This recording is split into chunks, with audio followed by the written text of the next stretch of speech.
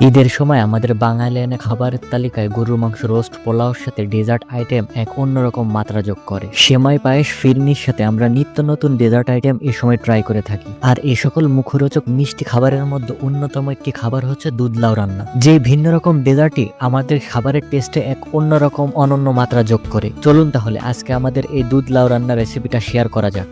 প্রথমে এই লাউগুলোকে ভালোভাবে কুচি কুচি করে কেটে গরম পানিতে ভালোভাবে সিদ্ধ করে নিতে হবে। তারপর সিদ্ধ করে রাখা লাউগুলোকে ভালোভাবে একটি টাওয়াল বা কাপড়ের মাধ্যম দিয়ে পানি শোষণ করে নিতে হবে, যাতে সমস্ত পানি এই লাউ থেকে বেরিয়ে যায়। এরপর কড়াইয়ে হালকা পরিমাণ ঘি দিয়ে রেখে দেওয়া লাউগুলোকে ভালোভাবে কষিয়ে নিতে হবে। এদিকে অন্য একটি পাত্রে পরিমাণ মতো দুধ, হালকা চিনি, খেজুরের গুড়, এলাচ, দারচিনি ও হালকা লবণ দিয়ে একটি বড় মিশ্রণ তৈরি করে নিতে হবে। মিশ্রণটি উত্তপ্ত জালে কিছুক্ষণ ফুটিয়ে নেওয়ার পরে রেখে দেওয়া লাউগুলোকে তার ভিতরে ঢেলে দিতে হবে। কিছুক্ষণ নেড়ে লাউগুলোকে ভালোভাবে দুধের সাথে মিক্সড করে হালকা চালের গুঁড়োর মিশ্রণ দিয়ে দিতে হবে।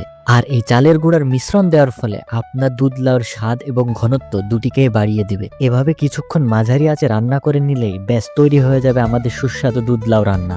আর এর টেস্টের ব্যাপারে বলতে গেলে this is the best different dessert item ever. আপনি অবশ্যই এই জিনিসটা ট্রাই করে দেখতে পারেন, অবশ্যই ভালো লাগবে।